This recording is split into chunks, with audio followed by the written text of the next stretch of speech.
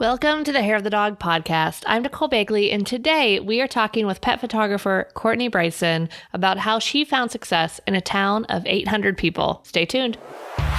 Welcome to the Hair of the Dog podcast. If you're a pet photographer ready to make more money and start living a life by your design, you've come to the right place. And now, your host, pet photographer, travel addict, chocolate martini connoisseur, Nicole Begley. Hey everybody, Nicole here from Hair of the Dog. Welcome back to the podcast. I am so happy that you are here with me today. Today we are talking with Courtney Bryson, who is a pet photographer in a small town outside of Atlanta with only 800 people in her town. So I hear it all the time of people saying, oh my gosh, there's no way my town won't support pet photography, or there's too many pet photographers. I mean, I've heard all the excuses, guys. You can't get any over on me because I've heard them all. But Courtney refuses to let that be a challenge for her and instead has built a profitable, incredible business. So in our podcast together, we are talking about pricing, marketing. We're talking about all of the similarities between bridal gown shopping and pet photography. There's actually quite a few. So stay tuned. You're going to love it. And one other quick thing. Courtney is also one of our students in our Elevate coaching program through Hair of the Dog, a program in which myself and 6 other incredible coaches help you crack the code to booking clients who can't wait to spend their money with you. So check it out. Our doors open for applications on December 7th. So you can get on the wait list now so that you will be the first to know when our applications open. Just go to hairofthedogacademy.com/elevate. Hope to see you there. In the meantime, enjoy my interview with Courtney. Hey everybody, Nicole here from Hair of the Dog, and I am here today with Courtney Bryson from Courtney Bryson Photography. So excited to have you with us here, Courtney. Welcome to the podcast. Thanks. I'm excited to be here. Yay! Awesome. So I guess tell everybody a little bit about you and where you're from. And yeah, we'll start there. Okay. Yeah. My name is Courtney. I have been photographing animals now for nearly 10 years, but I've only been a professional pet photographer for the last 2 years. Okay. What constitutes, quick question for you, what constitutes professional for you? When I started taking clients and charging people. Okay, perfect. Awesome. So I actually opened my photography business right at 2 years ago now. Okay. Happy anniversary. Before that, I was really involved and am still really involved in animal and specifically dog rescue. I was a foster mom and I'm still a foster mom. And I founded a rescue and realized in my day job where I was photographing prom dresses for a catalog that I could apply those same techniques to get a great photo to make somebody want something to my foster dogs. And it kind of really took off from there. Nice. So wait, hold on. Your full-time job before was photographing prom dresses for catalogs? Yeah. So I wasn't actually the photographer there, but I did the set design and the setup and all the on-site stuff. Yeah, that's kind of fun. Yeah. That's awesome. I love talking to people and finding out like what they were doing before they came into this business because it's all so incredibly varied. And yeah, that does is as well. So yeah, I didn't realize you only started your business 2 years ago. So you've been really ramping it up because I love what you've done with your business. And it is such a beautiful boutique experience that you are offering to your clients. So yeah, you should be really proud because that's a lot to do in 2 years. Yeah, I really think that because when I wasn't doing the prom things, I worked for a company, we owned a prom store and bridal gowns. So I was used to this really boutique experience and selling $5,000 to $10,000 bridal gowns. So it just made sense that it should be expensive because it is a boutique experience. Yeah, absolutely. What are some of the boutique experience things that translated from selling wedding gowns to pet photography? Yeah, so a lot of it is kind of this one-on-one hand-holding that we do with our clients. So as soon as someone reaches out, it's learning about, really what they want their experience to do. So almost like when you talk to a bride about what they envision their day to be like, and then you start talking about whether a slim fit or a ball gown or tulle makes sense, we kind of move instead to, we're going to photograph your dog. Tell me what makes them so special. Tell me about your home. Are we talking about canvases, or is an acrylic really what you want? Or do you live in the city and what you really need is a great album? So it's kind of creating a custom experience for each client. Yeah, I love that. I love that so much. So where you are currently living, you're talking about clients in the city. Your neighborhood or part of town is a little bit smaller, correct? Yeah, I don't live in the city. I actually live on a small farm. We have 15 acres. The entire town that I live in has 800 people. So we're pretty tiny. We don't have a Yeah. stoplight. Oh, wow. That's awesome. Because so many people I hear that are trying to build a business are like, well, or even not even trying, they maybe just stop before they even start because they say, well, my town's too small. There's no one here that will pay for pet photography, and quite frankly, I haven't heard of too many people in a town smaller than yours. So less than 1,000 people, and you have made this work. Where do you then pull your clients from? So I'm about an hour outside of Atlanta. So I do drive for a lot of my clients. Although really in the last 6 months, I've noticed an uptick in local clients. I think we also only moved here about 6 years ago. So I think trying to get involved in a much smaller, close-knit community took more time. Yeah. But there were people out here even. I've now had a repeat client. I photographed her now twice with her dogs in the 2 years I've been in business, and she's been a fantastic client. So I think there are people here, but I also know that I'm just going to drive a little further. Yeah. No, that's a great point. It's nice that you still have a big metro area nearby that you can pull from clients from. And, and depending too, sometimes clients will want, especially even city clients, maybe they love to go out with their dogs and hiking and out to the mountains or out to the, more natural areas, but they live in the city because of their job. So I bet some of them would be willing to come, even out towards you so that you guys can meet somewhere where they get to enjoy nature. And you're actually in the midst of building a little studio on your property, are you not? Yeah. So we started this project with COVID. Yeah. We purchased 2 tiny hunting cabins and thought we were going to just move them, and that didn't work. So we dismantled them.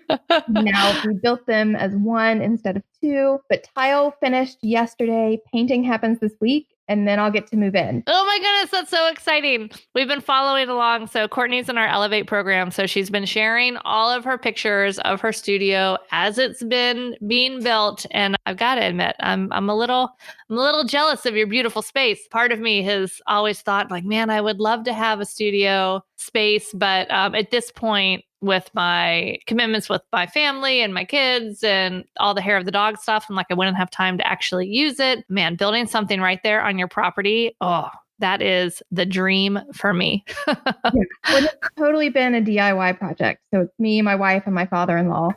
That's incredible too. You guys are talented. Because we hired someone to do that and the tile. Yes. Yeah. Well, there's certain things. I mean, a smart person still outsources certain things. Absolutely. That's fantastic.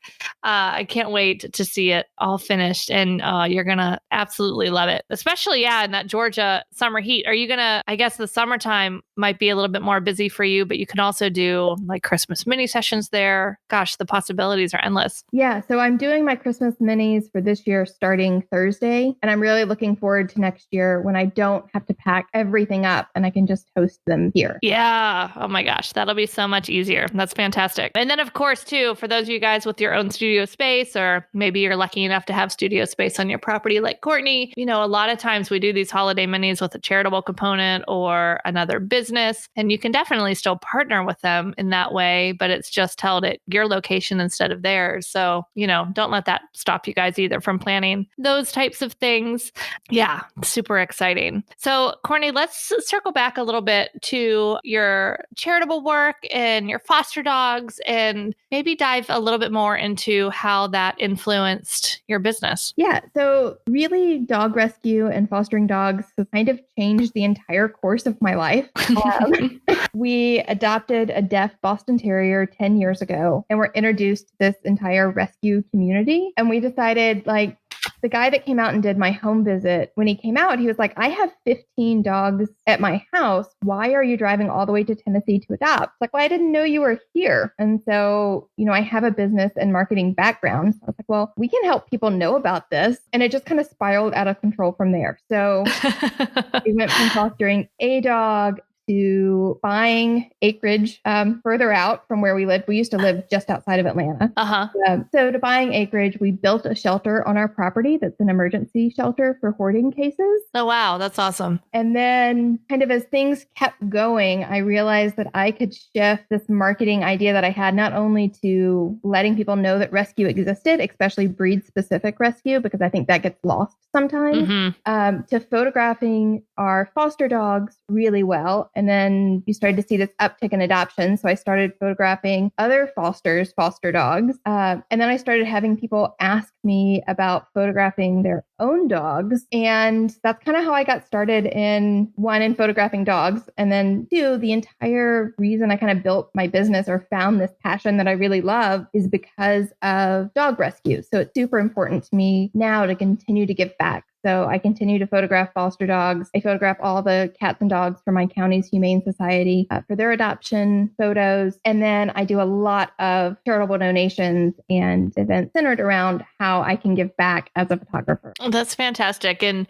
that's one of those things where we have so much control and ability in our business to build our business around what we love and where our passions are and where we want to give back to the world, and looking at our values and our ideals and saying, how can we work this into our business? And I think you've done that masterfully. And, by sharing these with our potential clients too, you're going to attract clients that come and they see all this that you do. And then it becomes more than just a photography experience, I think, at that point, because they will be attracted to your business because of the ideals that you share with them. And then they just become a client for life, and they, just love everything that you do and become like a rabid fan and support you and share what's going on because of these shared values.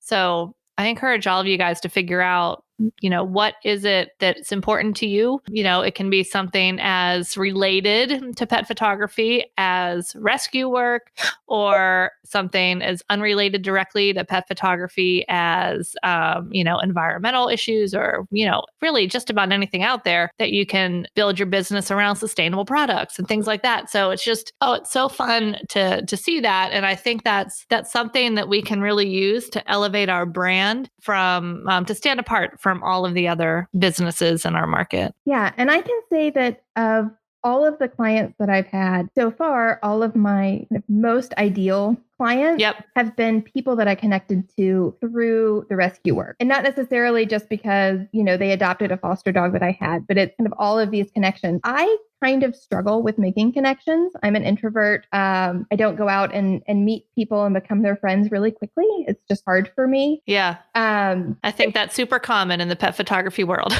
Yeah. You are not alone. Having this outlet has really allowed me to make connections that both are fulfilling on a personal level and have been really fulfilling on a business level. Yeah, I firmly believe whenever you or any of us are drawn to something for like a heart-centered, like we just have this passion, this interest in this, and we want to give to this, whatever it is, then like it just can't help but give back in different ways.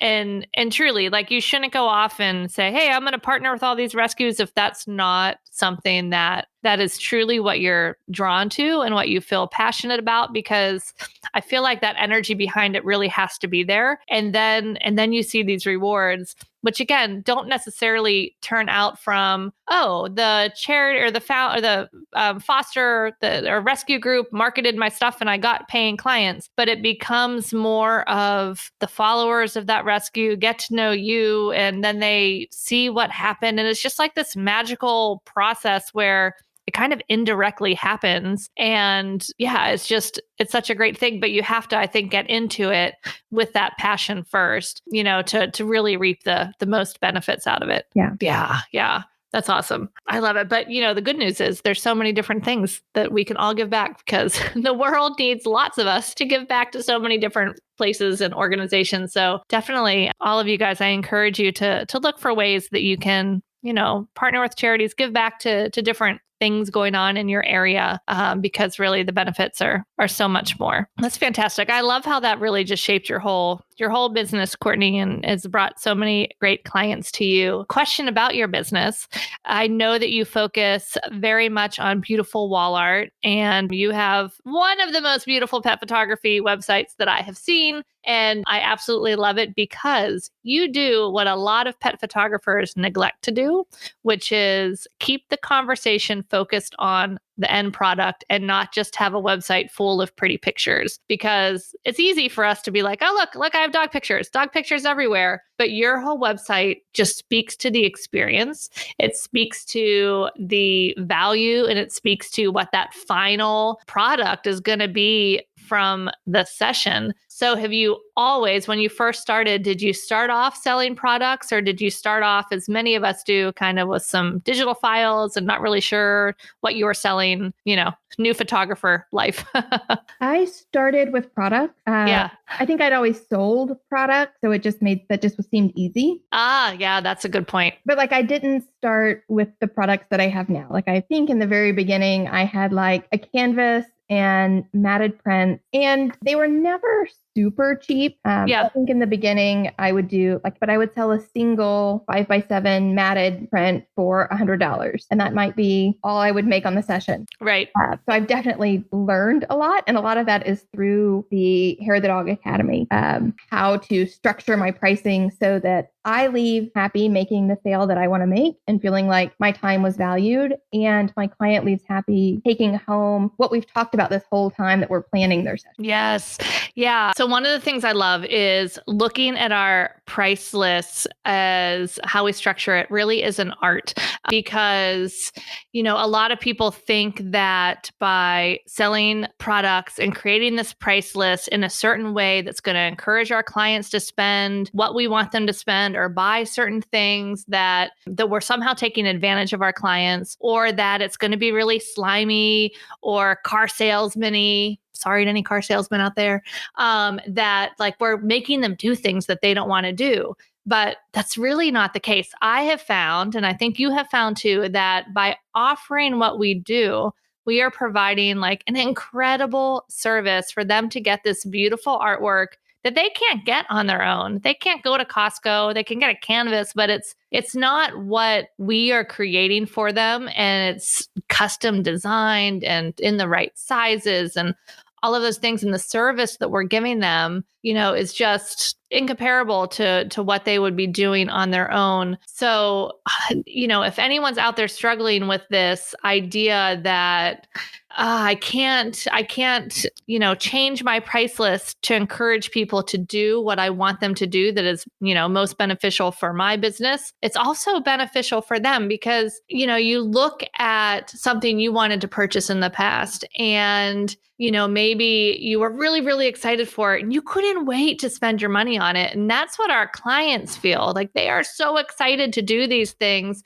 and it's their choice. No one's forcing them to do business with us. That's the beauty of our free market. They say, oh man, I want this. Yes. What's the price? Great. Yes. That I see the value in that. I'm going to spend my money on that. So anyone that's struggling with that, definitely get out of your own head and realize that you're offering this and people are saying yes. And it is a two-way street, and they are as excited as you are to create this art. I know I struggled with that at the beginning of throwing some of my money projections on potential clients, or telling myself, oh my gosh, no one's going to pay this. I wouldn't pay this. All of those stories. Did you have stories like that when you started? Yeah. So if we kind of move back to selling bridal gowns for a second, when someone would come in to purchase their dress, they were coming to me for a specific thing. And so, I knew that they wanted to buy a bridal gown, and we would serve champagne and chocolate covered strawberries. And, we pick out the dress and they're excited about it. They're not necessarily excited about the price tag that goes with it. They want this whole experience. And I think that's almost like when people come and contact me about having art for their dog, it's the same thing. They're coming, they've chosen me specifically, And I think if they've looked at any of my things, they understand that what I'm offering is artwork, not just pictures of dogs. Yep. They're excited to come and have this whole experience. And the money, yes, I'm sure it plays a part in it, but it's not the focus of this transaction that we're building. Mm-hmm. Yeah. And I think there's a lot of parallels between a bridal boutique and a pet photography business. Just like I think they probably come into the bridal boutique with a certain budget in mind, like, okay, I'm going to spend $1,500 on my dress. But then they end up wanting to see some different things. And maybe they look at one that's $4,000 and they're just like, well, gosh, I wasn't planning on spending this, but I love this so much that I think it's worth upping my budget to spend that. And I think that happens a lot from our pet photography clients too, that they might come in with one idea, but then they see these beautiful images and they see how much more beautiful this particular size would look on their wall. And they're just like, okay, yes, let's upgrade this. I want that too. And they're still really excited about it, even though they're spending more money than they originally thought. Right. Because it's such an emotional experience. And then once you get in there, you've come and maybe you thought you wanted a piece of wall art for your couch. And then you see, well, I could really do this beautiful gallery. And, now I need a veil and now I need an album and a pair of shoes. Like, it's all these other things that you didn't necessarily plan for. Right. But it's also exciting. And there are all these things that you haven't seen before that you feel like you need them and they want them. And it's not my job to be the purse police and tell you what you can or can't have. I want to show you all the options. Yes. Purse police. I love that. That is hysterical. I have not heard that before. That's amazing. That's funny. And and I think a lot of people too, they get hung up on, oh, well, I can't offer anything else. Like, no, you can keep offering. They can say, oh, no, I'm not interested in that, or no, thanks. I mean, for instance, it's actually coming today. My new Canon R5 that I ordered in August is on its way to me today. It should arrive. But when I called Robbie at YM Camera in Youngstown, Ohio, which is an amazing camera shop, if any of you guys are looking for some gear, it was on order. And I talked to him on Saturday. It's like, hey, it's here. Do you need an adapter? Do you need a memory card? Do you need a battery? I'm like, oh, yes, and yes. So if and I didn't say to myself, oh my gosh, I can't believe he's upselling me on these things. I am so thankful that he told me about those things, because otherwise my camera would arrive later today and I'd be like, oh, well, I guess I can't use that today. I don't have a memory card that will fit. I don't have anything. I can't put any of my lenses on it. So, by offering these, I don't want to say upsells, it's kind of what they are, but that takes the emotion out of it. These other opportunities to our clients, if you don't do that, I feel like you're doing them a disservice, because maybe, they pick something beautiful on their wall, but then they go away and maybe there were 5, 10, 20 other images they loved. And maybe they didn't know that albums were a thing, or that they could do like 10 images on an album block and rotate it through. So I think we have a, what's the word I'm looking for? An obligation to show them all the different things that they can do with their images so that they can find what works, perfectly for their home and their lifestyle. Right. They're coming to us because we're an expert in the field. And so they expect us to tell them things that they may not know about. Yeah. And, don't be scared out there to give recommendations. Like when somebody asks, well, I don't know, what size do you think would look good? Tell them the truth. Like it's okay to recommend things, because that's why they're coming to us, because that's one reason that in-person sales work so well as well, is because if you were going to do even a 16 by 24 in your house, a lot of people wouldn't have the confidence to purchase that without you saying, oh my gosh, this is going to look beautiful. Here's a sample of what it looks like. This is the proper size. Yes, you want that size, so it's anchored over that piece of furniture. Like they need to know that it's okay, because otherwise they're going to think, oh my gosh, this is bigger than anything I've ever ordered before, and it's expensive. And what if I make a mistake and don't like it? So we need to encourage them, to tell them, to give them some recommendations of our experience, what they will love. So Courtney, with your business, you have the pet photography, but recently, over the past, I think 6 months or so, you've officially at least started offering a little bit of some other services too. Tell us about those. Yeah, so I really love being a business owner, and I want to connect with other business owners, and I really like pets. That's why I'm a dog photographer. So I want to specifically connect with other people who own their pet related businesses. Yeah. started kind of targeting to do brand photography and product photography specifically geared towards these other small pet businesses, both kind of here locally in my market and then moving out closer to Atlanta because I know that's where I'm going to need to pull from. Yeah. And kind of combining all of the things that I love about business and marketing and creating a visual story for your brand. And how do we connect to our clients and tell the stories of our businesses, and how can I help other businesses tell their story? Yes, I love that. Because just as most of us pet photographers, don't have a background in web design or graphic design or like these other pieces of our business, so many small business, pet business owners have no background in any of those things either, even less than we do. At least we have a focus on visual arts. But, to be able to offer them ways that they can have their brand stand out better amongst others and create these images for them that they can use to market their business is really just fantastic and an untapped market because, gosh, there's so many pet businesses. I forget what the numbers are of how big the pet industry is now, but it just keeps exploding. And it's very, very many billions of dollars in the United States every year. So I think that's really exciting. Yeah. And not only does this connect me to a new client base, it then in turn connects me to their client bases that are my pet portrait clients. Yep. And it just keeps going round and round. I love it. It's so brilliant. And it's really great. So there's so many different ways, a lot of times we think, we're just pet photographers. Like we can only do this one thing, but there's definitely so many. I mean, you essentially have three legs of your business, even though the foster is not really directly related to your business, it's separate, but you have like these three main areas that you focus your attention, and they all like prop each other up and they all work together in such a beautiful manner. And I just love that. Congratulations on building something epic and awesome.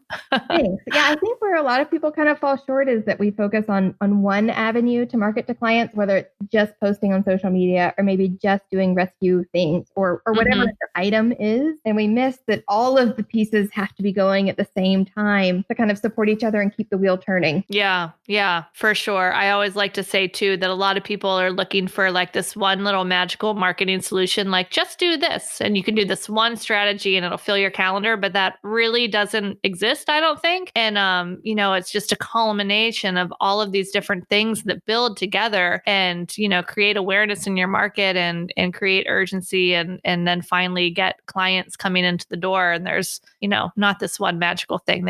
Everything needs to work together. And it's really a process. I like to ask people too, like, so people can see with your business. I know with mine, I'm just about to completely revamp my Nicole Begley photography website, like from the ground up rebuild. Have you ever reached a point in your business where you're like, I've got it. I'm done. No more projects. No, I'm currently working on restructuring my packages for next year. I just kind of keep tweaking them. And I guess you hope you're eventually going to get to that point where like, oh, this is right. I don't really think it is. Right. So. I don't think it does either. And it can be right because there can be a lot of right things that work, but I feel like we're always going to be wanting to improve different pieces and tweak different pieces. And so for all of you pet photographers out there that are waiting till everything's in place and done before you start, that's never going to happen. So just get started. Courtney, before we wrap up, is there any advice that you'd have for,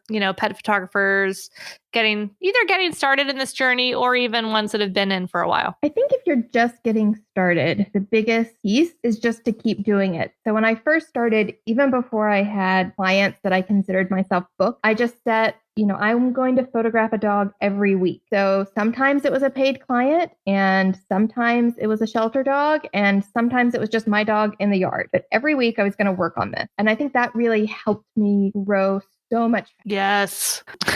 Heather Lottinen, she's been on the podcast a lot. You know her as one of the coaches in Elevate in the Academy. She always says that, you essentially have to take 10,000 pictures before they're before you're, feeling really confident and good and you start to create good, really great pictures. So hurry up and take those 10,000 pictures and take those bad pictures first and quickly. Because the more you shoot and the more you get out there and practice, just the faster you improve. And I found the same thing with starting our business. Like the faster you just start, the faster you're going to get information back. You're going to be able to make those changes. You're going to be able to get your business up and running, because there's no better feedback than actually putting it out in the real world and seeing what you got, and just reframing that failure and that fear of failure from that something's wrong or bad to, oh, it's just information. It's a test. It's information. It's an experiment. Let's see what works. Let's, change it up and tweak these different things. Yeah. What about any words of advice for those pet photographers that are already in business? I think if you've been doing this a while and you are at the point that you can consistently produce technically sound images, it's really time to get the business education underway. I think having a head start in business and how to actually run something profitable is why I'm profitable now 2 years in, as opposed to having to wait 5 or 6 years where you're never making any money before you get to that point. So having the business knowledge, investing in that education is really important if you want to run a business. Yes, 100%. Yes, because so many people, again, get into this because we want to create beautiful pictures of dogs, but running a photography business is a business. And if you want to make money, then you definitely need to run it as such. And that doesn't always come easy for people. I like to say I'm more interested in running the photography business. I love the art and I love the photographs. And of course I love the animals. But I really love the business side of things too. So it's, definitely need to learn and grow and have that. And that was actually a perfect segue, because you are a student in our Elevate program, which I promise, guys, that was not a canned response. It was not a softball to Courtney. Hey, I'm going to ask you what to do, and you should say education. She came up with that all on her own. But so the Elevate program, if you guys are interested in some high-level business coaching and education support, then the Hair of the Dog Elevate program might be for you. And we are opening enrollment December 7th of 2020 for our 2021 first half of the year. And more information can be found at hairofthedogacademy.com/elevate. So, Courtney, thank you for being here with us. Before we leave, why don't you let everybody know where they can find you on the internet? Yeah. My website is cmbryson.com. You can also find me on Instagram at cmbryson or Facebook at the Bryson Pet Photography. Nice. Excellent. Thanks again for taking the time to share your story. And I can't believe I didn't realize that you had a wedding and prom gown business before that. That's super fun. Yeah, so I didn't own it. Technically, my sister-in-law owned it, but that was before she was my sister-in-law. So nice. That's awesome. I love it. That's pretty cool.